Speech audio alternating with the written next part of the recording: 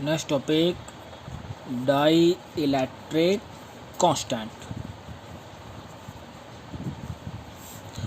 Dielectric constant means क्या? ये observe किया गया है अगर टू चार्जेस वैक्यूम में है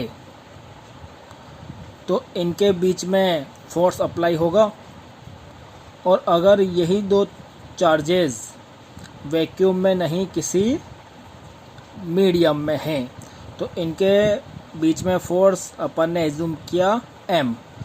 तो ये ऑब्जर्व किया गया कि वैक्यूम में फोर्स की वैल्यू मीडियम से ज़्यादा होती है और मीडियम में फोर्स की वैल्यू वैक्यूम में फोर्स की वैल्यू से कम होती है।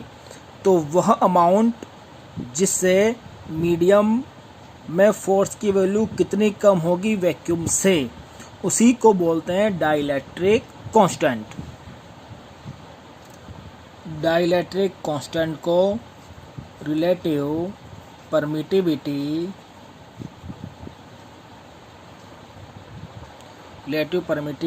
और स्पेसिफिक इंडक्टिव कैपेसिटी भी कहते हैं।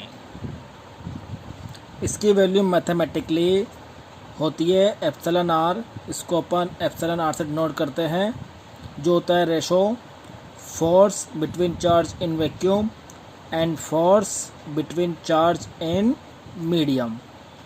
Force between charge in vacuum ये हो जाता है 1/4 epsilon naught Q1 Q2 upon R square, और between medium 1/4 epsilon Q1 Q2 upon R square.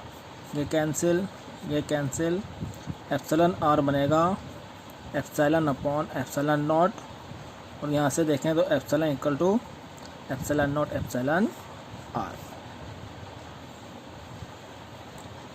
इन मैनी प्लेस एप्सिलॉन आर की जगह पे कैसे भी इसको डिनोट करते हैं डाइलेक्ट्रिक कांस्टेंट को।